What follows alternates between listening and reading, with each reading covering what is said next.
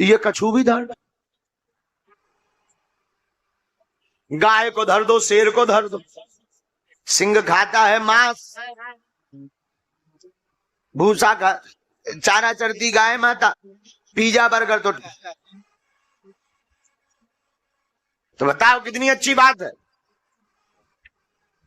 जानवरों के नियम है, शेर जानवर है, जानवर के नियम है, गाय माता है, गाय माता का नियम है, लेकिन एक इंसान इसका कोई नियम नहीं है।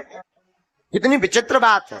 तो हमें भगवान ने उल्टा सीधा खवाने के लिए नहीं बनाया, हमारे दांत ही वैसे नहीं है, हमें भगवान ने शुद्ध सात्विक भोजन बना खवाने के लिए वाला होता है, उसके चेहरे की कांति हमेशा तेज युक्त रहती है। इसलिए आपसे हमारी करबद्ध प्रार्थना है कि अन्न पर बड़ी गंभीरता रखें। किस पर? भोजन पर। खाने के लिए मत जियो, जीने के लिए खाओ, और जब भी खाओ रोटी मिल रही, अरे उनसे तो समझो जिन्हें खाने को नहीं मिलता, उनसे तो तुम बड़े भाग्यशाली हो ही हो। तो ठाकुर जी को धन्यवाद दो, आपकी कृपा से जय जय हो रही। और प्रत्येक विद्यार्थी को इतना खाना चाहिए कि जिंदा रह सके, वरना नींद ज्यादा आएगी, पढ़ाई में मन नहीं लगेगा। ज्यादा दबा कर खा लो, पेट भर जाएगा, तो या तो गुटुर गुटुर करेगा, या तो चल पड़ोगे तुम, और या फिर जो है खूब दबा। कम करना चाहिए, इतना कम भी मत करना कि बिल्कुल ही कम, पर इतना ज्यादा भी मत करना कि गड़बड़ हो जाए। इसलिए आज की कथा में हम आपको प्रार्थना करें, आज की कथा में अगर जिसने आहार सुधार लिया उसका व्यवहार सुधर गया। साधु भोजन के चक्कर में रहो, जीव की चटुकारता बहुत बुरी होती है। तुम जीव की चटुकारता के लिए भोजन करोगे, घाटा खाओगे। इसलिए साधु भोजन नहीं, कौन सा भोजन? बोलो बोलो, साधु भोजन। साधु भोजन पाओ। साधु भोजन है पिज्जा बर्गर, साधु भोजन है सात्विक दाल रोटी।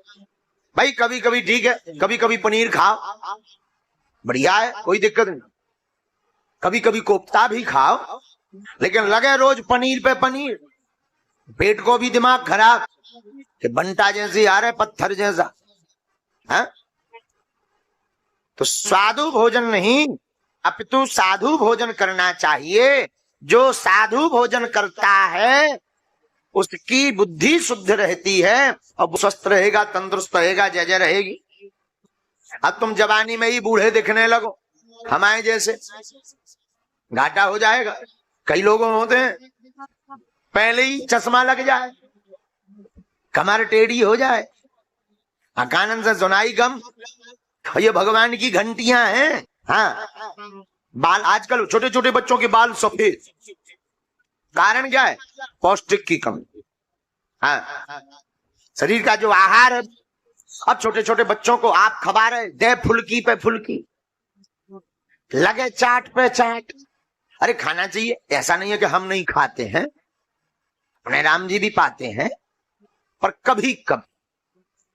हाँ, बाकी तो श्री सीताराम दाल रोटी खाओ और हरि के गुण गाओ। किसके गुण गाओ? हरि के गुण गाओ। और जिनको बहुत जल्दी पेट गड़बड़ और शरीर गड़बड़ करना है, वो प्रतिदिन होटल जाओ। और हमारे दादा गुरु जी बहुत अच्छी बात बोलते थे। दादा गुरु जी कहते, भैया होटल और बोतल दोनों घातक होती है। बोलो सीताराम, जोर से बोलो। तो पहला सुख निरोगी काया है। देखो भोजन 3 प्रकार के होते हैं, पूछो कौन कौन? एक होता है ऋत भोजन। ऋत भोजन